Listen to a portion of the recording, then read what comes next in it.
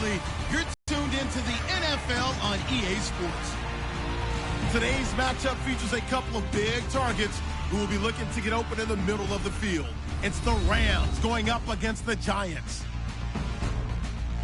With kickoff straight ahead, let's check in with the two men who will be calling tonight's game. We say hello to Brandon Gaudin and Charles Davis. All right, Larry, thanks. We are across the Hudson from Midtown Manhattan at MetLife Stadium in East Rutherford, New Jersey. Coming up, we've got a good matchup on tap between the Los Angeles Rams and the New York Giants. Hello again, everybody. I'm Brandon Gaudin here in the booth with, as always, Charles Davis. Charles, a lot of times in the open, we focus on quarterbacks, running backs. What about the tight ends in this one? Well, I think LR identified it really well because the tight ends are matchup nightmares nowadays.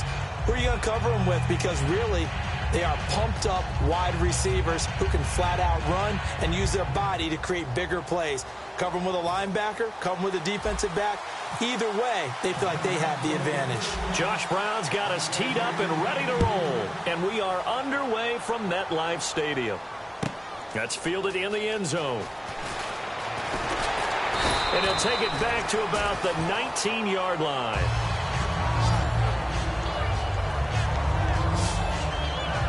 And out comes the offense led by Jared Goff. And looking at his preseason work so far, a lot of people saying he needs to speed up his game, maybe still playing at the speed of college and not the NFL. And it is a different speed, isn't it? I mean, we've seen it. We've broadcast college and NFL, and there is a major difference. And for Jared Goff, it's not just the speed of people around him, mental process, right? Speeding up his delivery, all of those things, just trying to catch up right now. For the LA Rams, they have a lot of faith in Case Keenum at this point. He's clearly their starter. Olivier Vernon brings him down. And we introduce you to these starters now, and Tavon Austin, a man who really doesn't need any introduction anymore in this league. He did it all when he was at the University of West Virginia. Played wide receiver, slot, returned kicks, even lined up at tailback and ran for over 300 yards. All of those talents will be on display in this game. Now the first carry here for Todd Gurley. And a set-up shop at the 27-yard line. And without a doubt, not the way they pictured that opening drive. Exactly in high gear, but they were making a few yards along the way. And now that they've coughed it up, you got to go back to the sidelines and regroup a little bit. Really nice starting field position here for the offensive unit.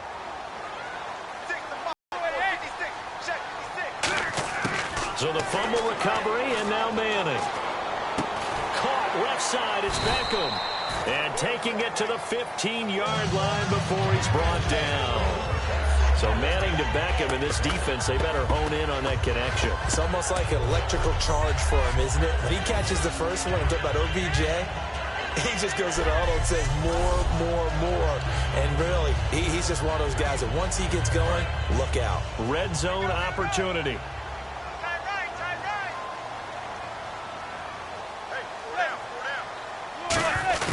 On first down, Manning. And this is going to be caught. He won the fight for the football. It's a 10-yard gain there, and it sets him up now first and goal. Well, that's the kickstarter right there. Eli Manning finding his guy, Odell Beckham Jr. Yeah, it's a deadly combination, isn't it? It really is, but what really makes it work is just how unflappable Eli is with his demeanor, able to maintain his calm and his poise. Because we know OBJ, he can run pretty hot and get excited out there. Sometimes just one-handed grabs for him. It doesn't matter what it is. Just throw it up there. He'll go get it. Here's the former 7th-round pick, Rashad Jennings. He'll get 2 out of that run, and it's going to bring up a second and goal. Be interesting to see now what they do offensively down near the goal line after not much there that time. As the offensive play caller, that may change your sequence now. Instead of coming right back with a running play, you may have to go to the air. They'll try to run now with Jennings. And he is going to lose yardage here. They'll wind up losing 3. And now it's 3rd down. So backed up to the 6 now. 3rd and goal.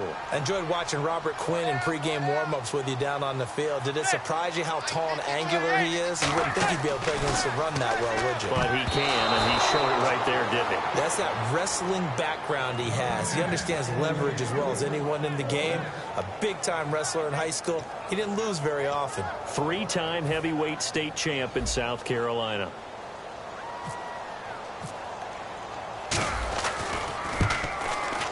And Brown able to put it through.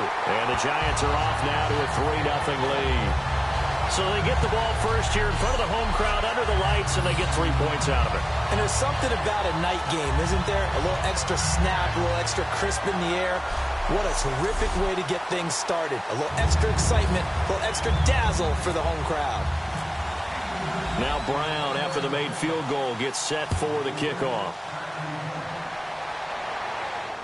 That'll be taken in the end zone.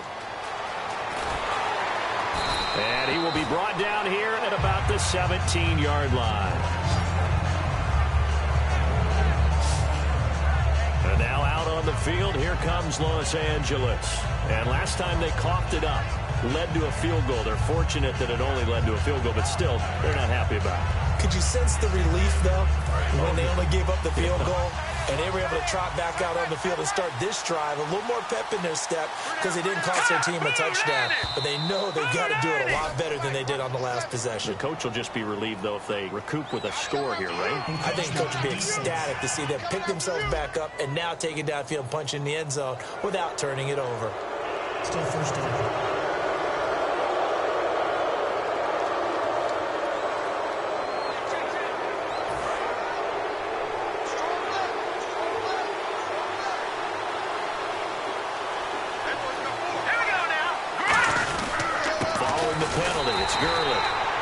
Short gain there as he'll get it up only to about the 24. Just a yard on the pickup there. It'll be 2nd and 4. 2nd down following the run.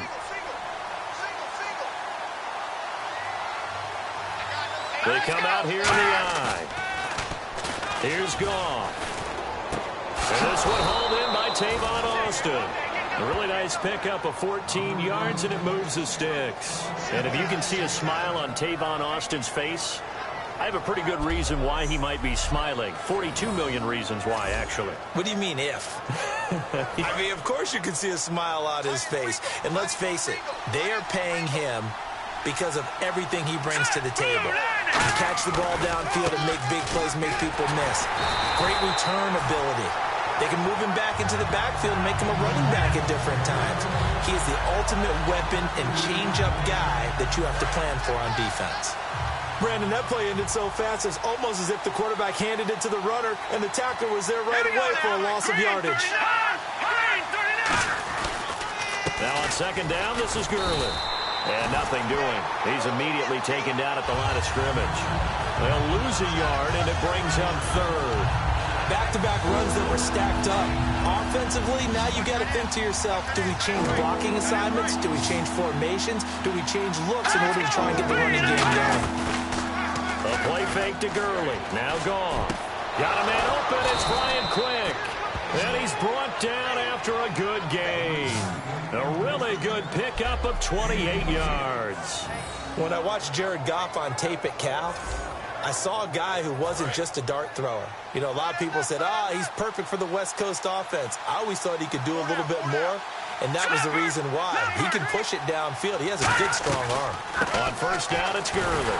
And he stopped immediately there. That's going to go as a loss of a yard, and it'll be 2nd down.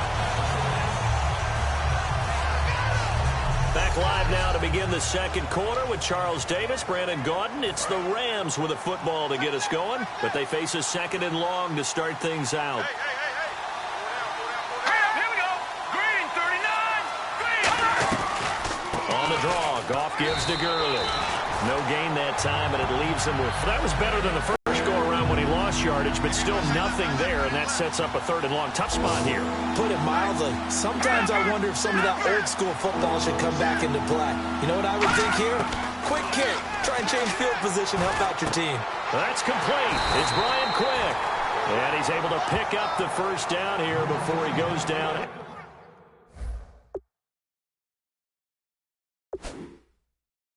At the 26. And the coach has decided to throw the red flag. He will challenge this play.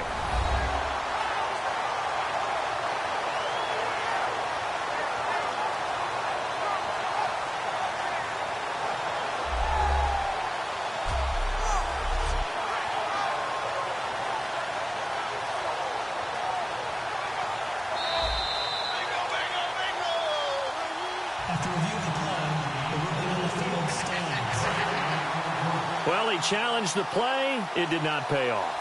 And that means he lost a timeout in that challenge. And as a coach, you hate that. Don't know if you took the advice of the player. You threw it yourself, but it didn't go your way.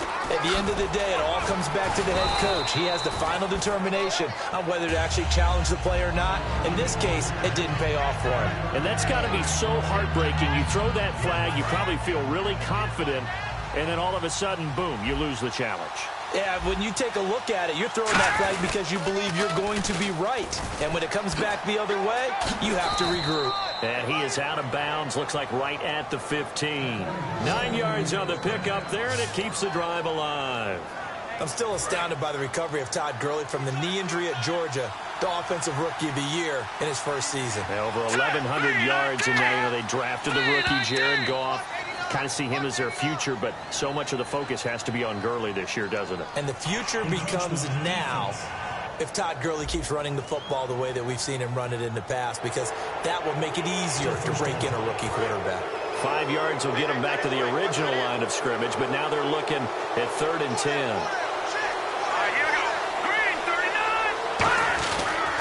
Goff turns and gives to Gurley. And they go the wrong way on this one. Losing yardage back at the 12. That's going to go as a loss of 2, and it'll be 2nd down. Well, just play after play after play on this long drive for the offense.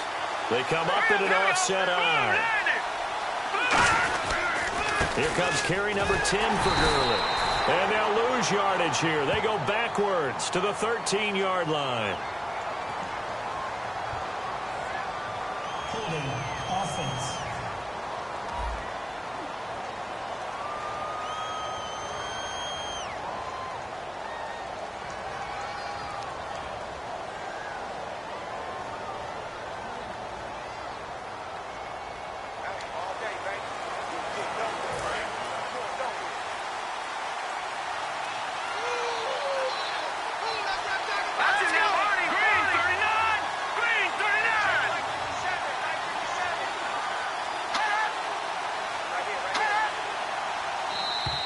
And now whistles and a flag, and I think we got a jump here. Neutral zone infraction, defense.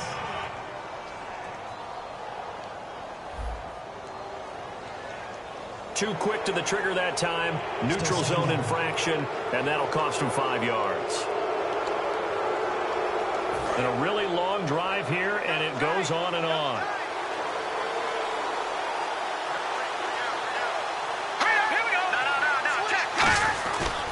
Mason. And he'll take this one down near the 15. 2 yards gets them back to where they started, but now 3rd and 10. Well, so many times we look at a short run and we praise the offense for trying to set the tempo and establish things, but the defensive guys, hey, they just won the battle there. It wasn't a big run given up. They don't always have to absorb the body blows. Sometimes they dish them out themselves. Goff now looking to throw. He'll throw underneath for Gurley.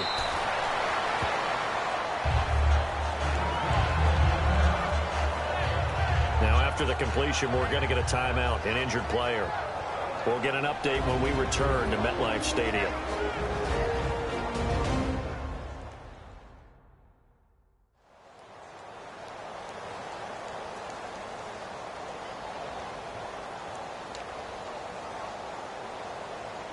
So on 4th down, here comes Greg Zuerlein to try and get 3 for the Rams.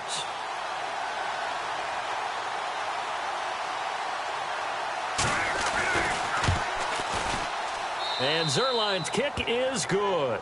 And that will tie us at 3-3. So they get the field goal, but part of that was a 14-play drive to get the 3. Normally, when you hold the ball that long, run that many plays, you end up in the end zone. There's a breakdown on the defense. Something happens. In this case, that didn't, but really good ball control by the offense. They're hoping that they can wear them down if they keep having drives like that.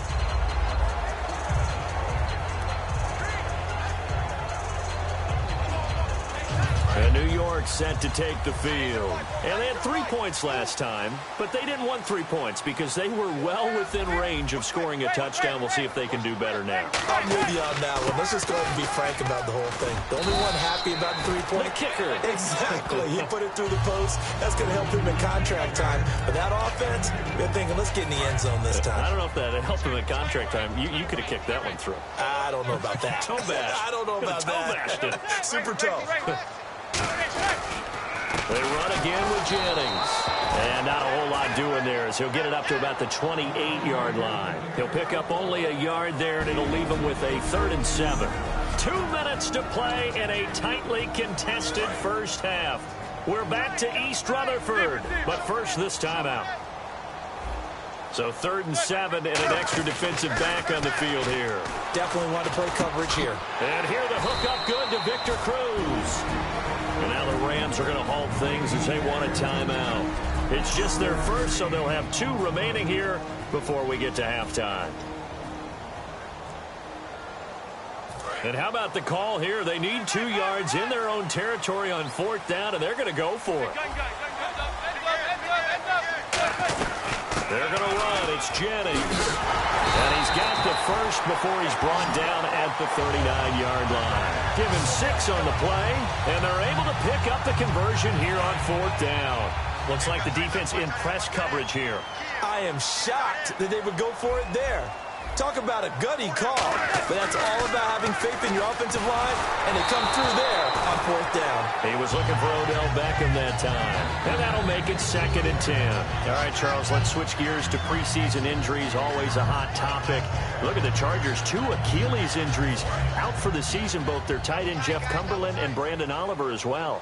2 key players for them, and Brandon Oliver, I mean, he's a little rock when he runs the football. And they're going to miss him both running it and in special teams. And don't forget Benjamin Watson, who went to the Ravens this year, one of the better pickups for them.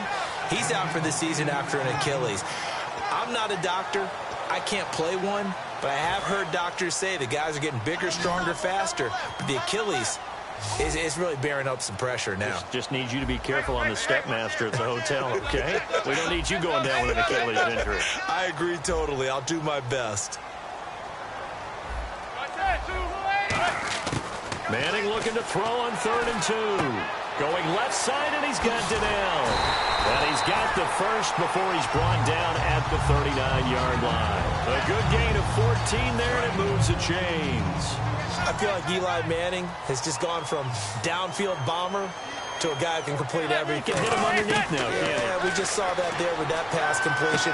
The maturity of a veteran taking what the defense will give him. And they'll be inside the 35 now at the 34-yard line. Well, the strategy was evident there. Get it to your tight end and make it a one-on-one play with a cornerback. Who's usually going to win that one? The tight end, but not there. Not in this situation. How about the corner defeating that logic and making a really nice tackle? Now it's Jennings. It'll go as a gain of 6 that time, and it moves the chains as well. Now whistles come in. We're going to get a timeout here by the offense. So that means they're down to 1 remaining here as we head toward halftime.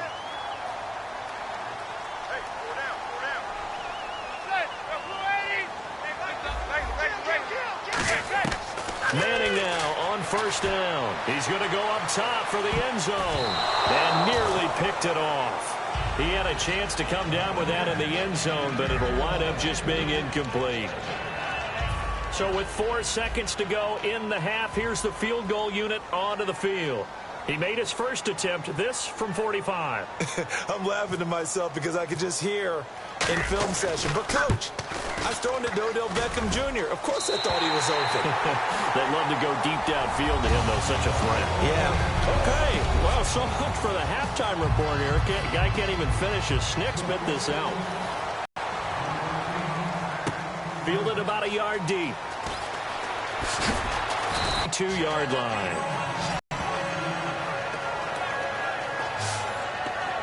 And the Giants ready to come out of some separation here as we begin the third quarter. I like the way you term that, because now I think they go a little bit deeper into their playbook. They like what they did in the first half. That worked okay. But in order to get the separation that you just talked about, change things up a little bit. Change your tendencies. Try and hit them a little bit more with some things they didn't see in the first half. Let's see if they do just that.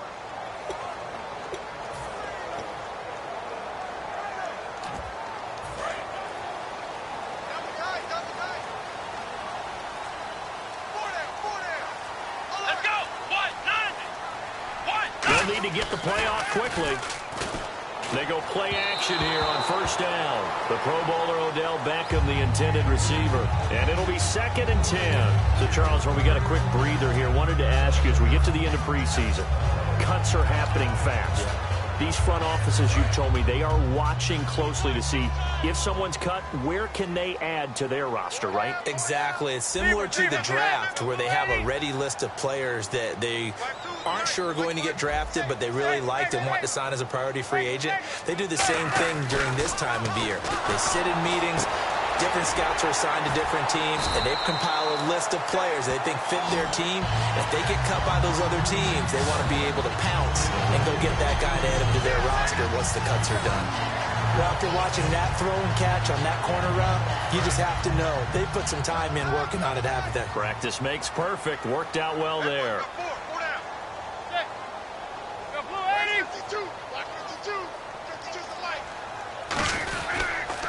Here's Jennings. Penalty marker is down here. And able to use his blockers to get this up over the 40. Holding offense.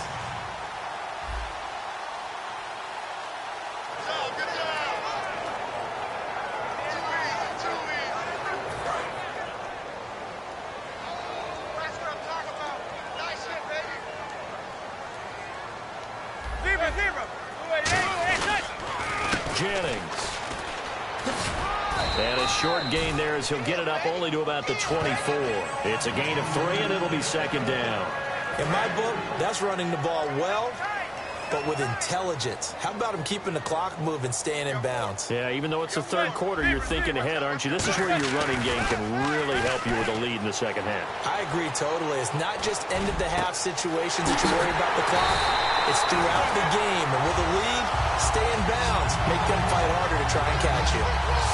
One thing I can say pretty safely, that route is not called if you don't have a guy who can throw the ball and put some mustard on it. Because if you're going to lollipop it in the middle of the field, bad things usually happen. It takes a strong-arm guy who can rifle it in there, and they were able to successfully complete that one. And he's brought down. It's a gain of 14 there. And that'll be good for a Giants first. When you execute a drag or a crossing route really well and give them a chance to let it develop a little bit, you can gain some significant yardage hitting your tight end on that one.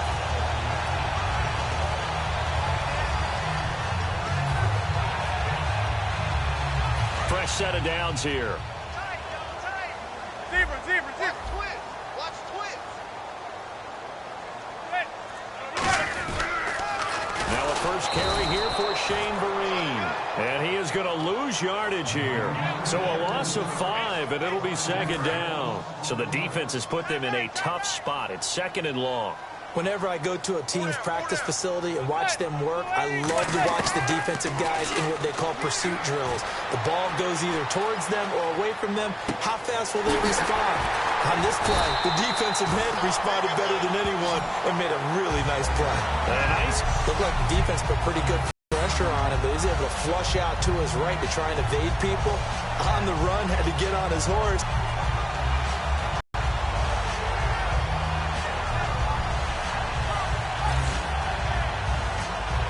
Offense walks to the line for play number 7 of the drive. 1 receiver left, 3 to the right. Manning now on first down. He's going to leave this for his running back. It's complete. It's a gain of 5, and it'll make it 2nd down. Everyone's got to be able to catch the football. Doesn't matter what position you play, but if you're on offense, be aware a ball may come your way. So we've got a 2nd and 5.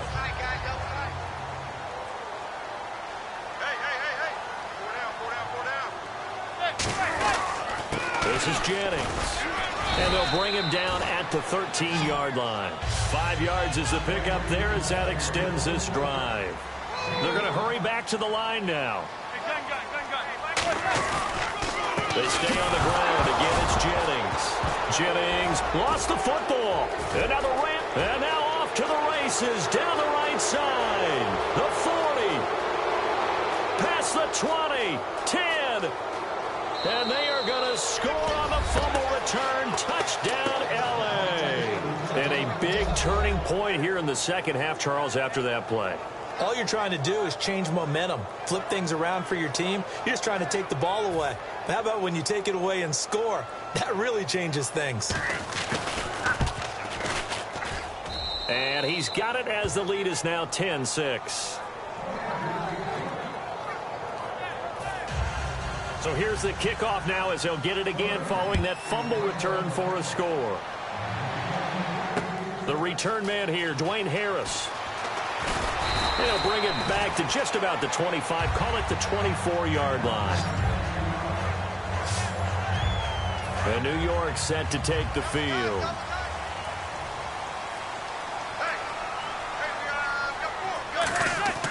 Throwing on first down is Manning. And this is Shepard on the catch. Give him 18 on that one. And it'll be a New York first.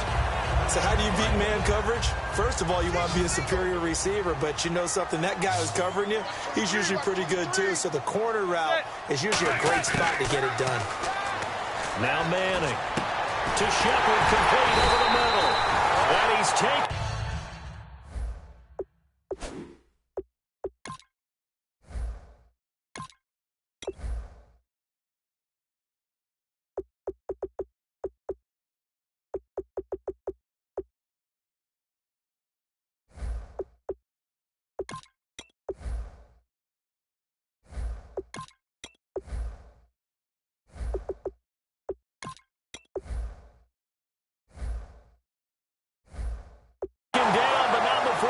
This into enemy territory across the 40.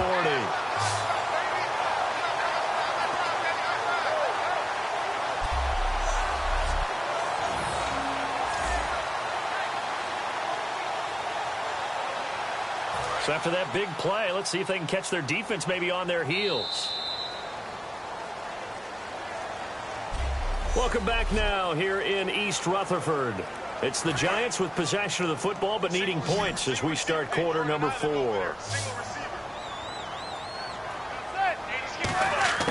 On 1st and 10, here's Manning. He's going to float this one deep right side. So they took a shot on first down but couldn't connect. One of the toughest things about playing defensive back is pattern reading, trying to figure out what they're doing. And on that one, they had to fly, just sending a guy downfield with the in route accompanying it, what people call a dagger route, trying to hit the guy underneath after the clear out. In this case, though, they're not able to get it done. Yeah, they said forget the underneath route. They went for the guy on the fly, but as you said, incomplete. And he takes a shot on the release as this will be incomplete. But pretty good coverage there, and both of these defenses, they've had good coverage throughout this one. No doubt about it, and in today's NFL, where we're used to a bit more scoring, this feels almost like a well-pitched game in baseball on both sides where the tension continues to build. Who's going to make the big play? Throwing is Manning on 3rd down. And he's got his man, Canal. And he's going to get the first down here as he's taken down at the 22. They were full scale, loose, flexible, finding a way to catch the ball in some traffic for a key first down. Yeah, really a nice job of adjusting to the ball in the air. Not the most accurate of throws, but able to adjust and make the grab.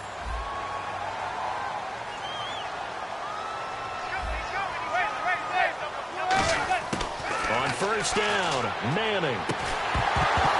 He couldn't quite hold it. Got hit. Ball pops out, incomplete. We know it's not an easy job to go out and catch passes when people are trying to tackle you and knock the ball away. But the bottom line is, that's a pass he's got to have and a pass he should have caught.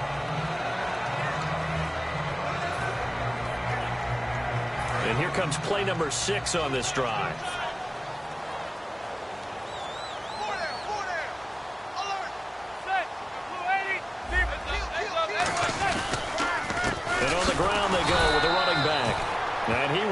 his yardage here back at the 23-yard line. Wasn't that long ago that the NFL guys really didn't adopt much from the college game. But one thing that has crept in there is spreading things out, opening things up, not even just in tempo, but maybe getting better line splits and spreading the field. I think that would be a great strategy right now to try and open things up in the run game. From the gun on third down, Manning. And it's incomplete, almost intercepted. He had a great shot at picking that off in the end zone. It brings up fourth down. A missed opportunity for an interception would have killed off the drive. They had a chance there to finish things off. Didn't get it done. I guess that's why a lot of those guys do not play offense. All right, so this one's now back within a field goal. And if anybody tells you they see how this one's going to end, I'd have to say they're probably lying, Charles. And this game's had more twists and turns than a good mystery novel.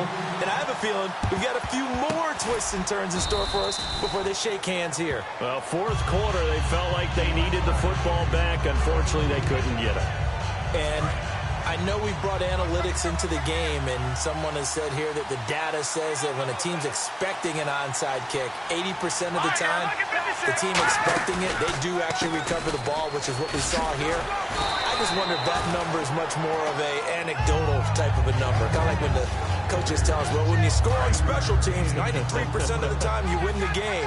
I'm still waiting to see that number is empirical. The fourth quarter here, they've got the lead. They want to keep it on the ground. That's what they're doing. Smart football. Keep the clock grinding. Keep it going. But you got to figure now, they're going to see more people stacked up at the line of scrimmage as they try and bleed it out. So you heard the word. This is a neutral zone infraction. Yeah, the defender wanted to try and get back after he had jumped, unable to do so. Offense comes to the line now, 1st and 10.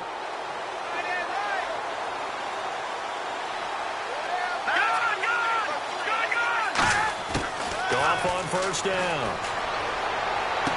That's complete to his tight end. This is Lance Kendricks. It's a pickup of 19, and that leads to a Los Angeles first down. And on this challenge, the refs have to take a peek and see whether or not the receiver was able to dot the I with both feet, while making sure that he possesses the football.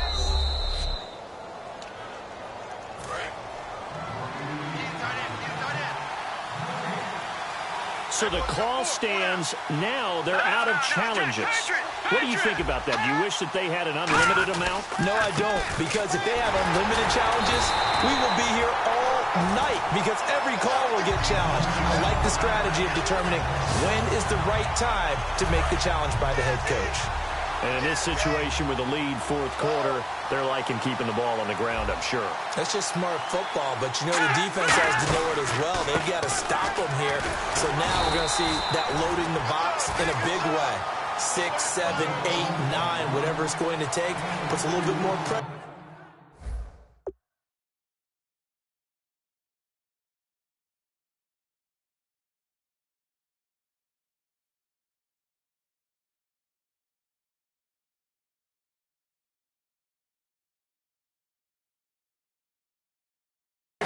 On your big offensive line. And the offense here just looking to stay in bounds, complete the short passes, and put this game on ice. All right, here we go. They'll try and chew some clock with Gurley. Only a yard on the pickup there, and it's going to leave them with a fourth down.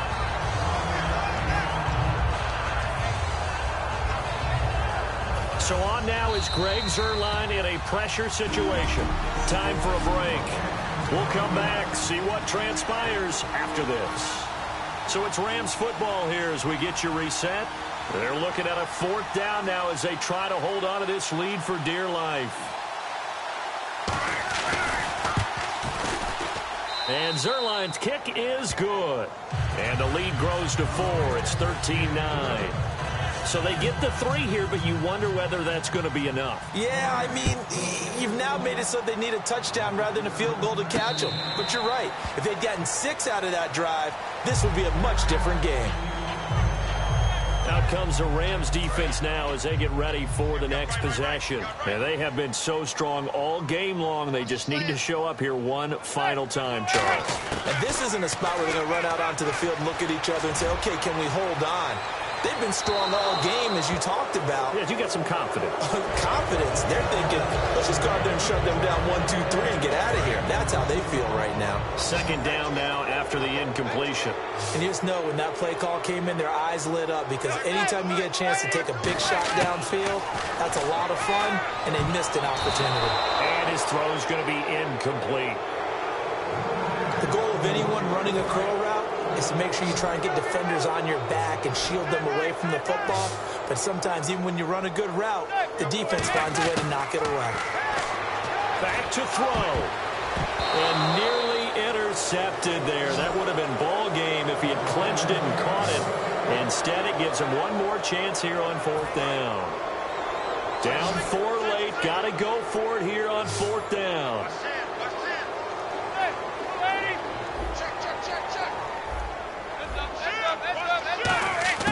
Now Manning, gotta have this one. He finds Beckham complete. And he's got the first before he's brought down at the 39-yard line. And the offense moving quickly to the line. Back to throw. Drops it off in the flat to Jennings. Call it a gain of 5. And that'll make this a second down. He's back to throw. Now a desperation throw deep downfield. And the hit jarred it loose. It's incomplete. On every offensive coordinator, every play caller sheet, they have about 5 or 6 plays per game that they call shot plays or big plays. And you don't get many opportunities to dial them up. And they just did. And they drop it with a great chance to make a big play. That's going to hurt. Hitting Donnell here, the tight end right side. One score down. Here we go. They're going to go for it here on fourth down.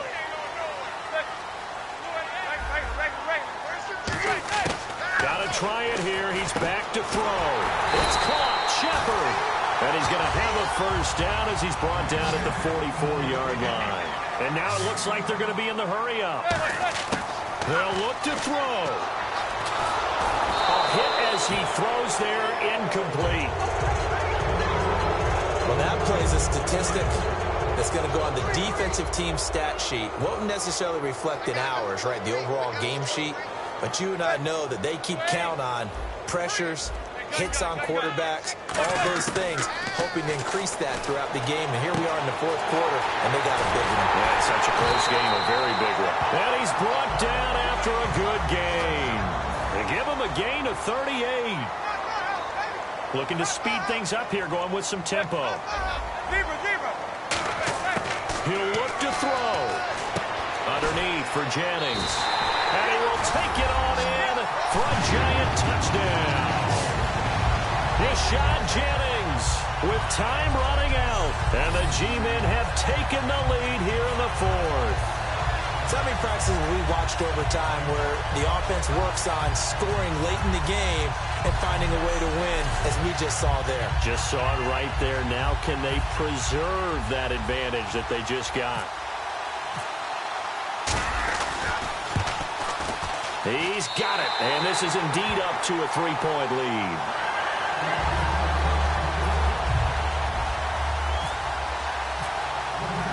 Brown now to kick it away after the touchdown.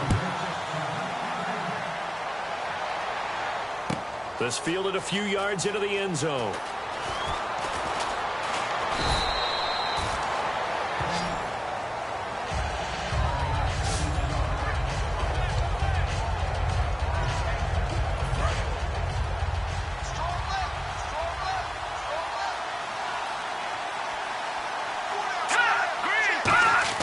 Back to throw.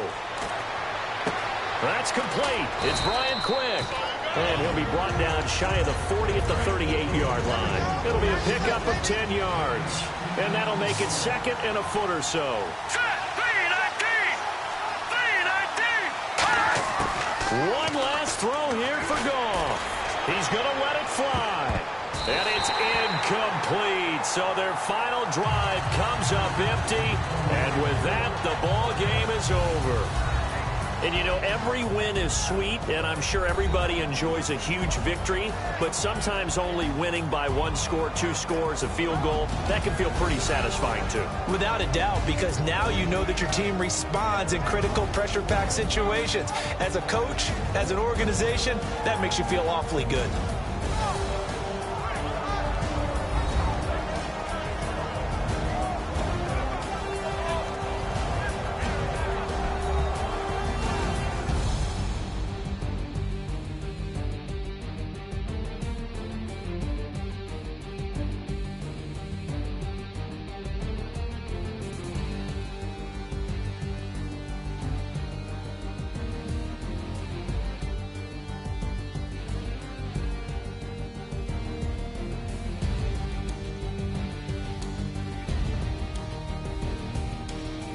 So that's a wrap for Charles Davis. I'm Brandon Gaudin, and this has been a presentation of the NFL on EA Sports. For more, check us out at easports.com.